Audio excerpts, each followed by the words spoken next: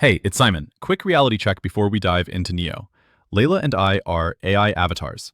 We're the front of house for a very human research crew that spends way too many late nights crawling through Chinese news, filings, and ridiculous spreadsheets. And when Simon says ridiculous, he means color-coded tabs in Mandarin at 2 in the morning. We're the voices, but the humans behind the curtain are the ones drinking the coffee and triple-checking the numbers. Our job is to compress all that into something you can listen to in like one commute instead of a lost weekend with Excel. No pretending we're not AI. This is humans plus machines on purpose. So, if you like having a whole research team whispering in your ears through two AI mouths, hit like, tap subscribe, do all the algorithm foreplay. That tiny click helps real analysts keep the lights on and keeps us fed with better data.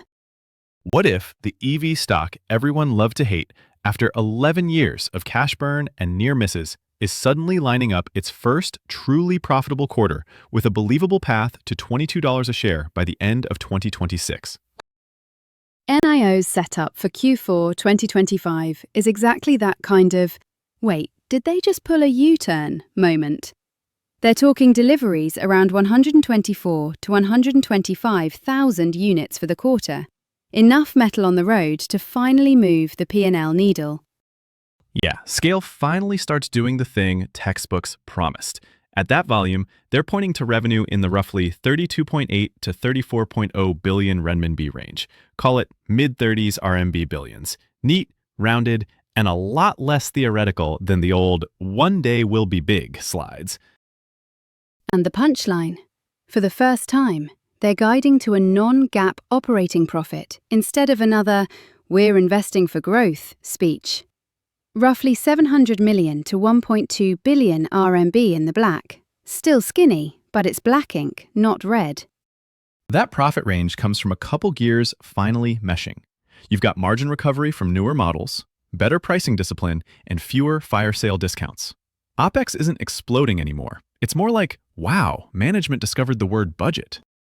Plus the nerdy but powerful stuff. Better utilization of the battery swap network, more swaps per station, more revenue on the same assets. And that asset-light push in Europe where they rent, partner, and lean instead of building everything from scratch. Put it together, and Q4 2025 stops looking like a science project and starts looking like a business. All right, let's jump into the writer's room. Imagine NIO as a long-running sitcom that finally had a good season. Now we're all sitting around the whiteboard pitching 3 future scripts: the bull, the bear, and the meh, we got renewed but no one's raving middle path. In the bull script, $22 by the end of 2026 isn't magic. It's math. You'd probably need annual deliveries pushing into, say, the 600 to 700,000 range. Enough volume that factories hum, not wheeze. And that volume has to be profitable volume. We're talking sustainable mid-teens or better vehicle gross margins. So not a one-quarter spike, but a "this is our new normal" level, helped by cost down on batteries and platforms they can reuse across models. Then you layer on operating profit that grows faster than revenue. Translation: they don't let marketing, R&D, and HQ toys bloat every time sales go up. Europe becomes additive, contributing margin instead of being an expensive prestige project. If NIO hits those beats and the market believes the profits are durable, the multiple doesn't have to go crazy. Even a modest re-rating, investors shifting from perpetual turnaround to early-stage profitable EV brand, can plausibly stretch you toward that $22 per share neighborhood. That's our feel-good season finale. The bear script is the one where the network notes come back brutal. Competition bites harder. BYD undercuts on price. Tesla keeps dropping tariffs and software tricks. Li and Xpeng crowd the same customer brain space. Yeah, in that version, NIO hits occasional volume spikes, but never locks in healthy margins. Policy whiplash, subsidy tweaks, local protectionism, maybe anti-EV sentiment in some cities, keeps investors jumpy. Europe stays cash hungry, and every time they get close to solid profitability, something knocks them back. In that world, the stock might not collapse, but it grinds. range-bound, living between disappointment and, well, it could be worse. Because the market stops believing the step change is coming. Multiple stays low, narrative stays tired. Then there's the middle script, which is honestly the most probable in most businesses. NIO grows, but slower than the fans want and better than the haters admit. Deliveries rise steadily, maybe landing somewhere between the big bull numbers and a boring plateau. Margins creep up, then backslide, then up again. They get OPEX mostly under control. Europe shifts from money pit to small positive. China stays brutally competitive but survivable. The stock meanders with the macro mood, sometimes flirting with that $22 area, sometimes sulking well below. The important thing is, $22 by 2026 is a scenario, not a promise. It's one writer's room draft on the table. The real question is which version of the script reality starts to follow as the quarters roll in.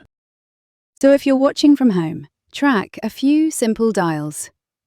1. Quarterly deliveries and full-year delivery guidance. Are they bending toward that 600K-ish zone or stalling? 2. Vehicle gross margin. Does it settle in the mid-teens or keep getting punched by discounts? 3. Operating margin and OPEX growth. Are costs rising slower than revenue, or are we back in grow-at-any-price territory? 4. Europe's contribution. Listen for the moment management stops calling it an investment phase and starts calling it a profit center. And hovering over all of it, policy and sentiment. Are regulators nudging EVs forward or sideways? Are customers excited about NIO's brand or drifting toward the louder neighbors like BYD and Tesla? If those metrics line up the right way, the bull draft gets more believable. If they wobble, we slide toward middle, maybe even bear. Either way, you're not just hoping, you're checking the scoreboard. We'll keep doing the late-night script rewrites with the humans and bring you the next version as the numbers land. Simon, this was fun. Let's call it here before we start pitching NIO spin-offs. Deal. Thanks for hanging out with us in the research crew hiding in the wings. I'm Simon. And I'm Leila. Talk to a qualified professional before you risk real money. Do your own homework and use us as one noisy data point in a much bigger picture. Take care of yourselves, watch those metrics, and we'll talk to you soon. Bye.